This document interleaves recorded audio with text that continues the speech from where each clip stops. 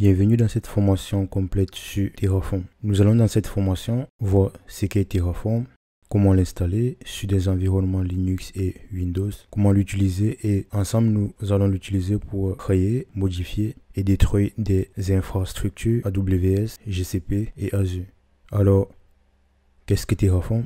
C'est un outil d'infrastructure as code qui permet de créer, de modifier et de gérer les versions d'une infrastructure de manière sûre et efficace. Cela implique tous les composants, à savoir entre autres les instances de calcul, le stockage, la mise en réseau, les fonctionnalités SaaS et les entrées DNS.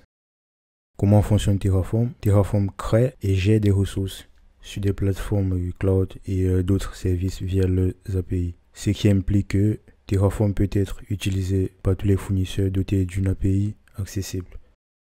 De façon un peu plus détaillée, le processus commence par la définition de l'infrastructure dans un fichier de configuration avec l'extension TF. Exemple main.tf.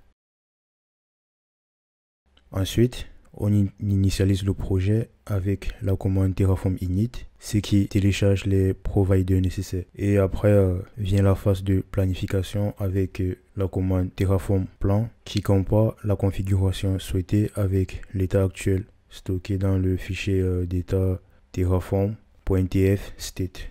Et pour terminer, les changements sont appliqués avec Terraform Apply. Avec cette commande, Terraform applique les changements en interagissant avec des services cloud à travers leurs API. Après chaque modification, le fichier d'état est mis à jour pour refléter l'infrastructure actuelle, permettant ainsi de maintenir la synchronisation pour les prochaines itérations. Et grâce à ces fichiers d'état, Terraform est idempotent. Cela signifie que Terraform applique uniquement les modifications nécessaires pour que l'infrastructure réelle corresponde à la configuration souhaitée. S'il n'y a pas de différence entre la configuration et l'état actuel, aucune action ne sera entreprise. Comment installer Terraform? Dans la deuxième partie de cette formation, nous verrons comment installer Terraform.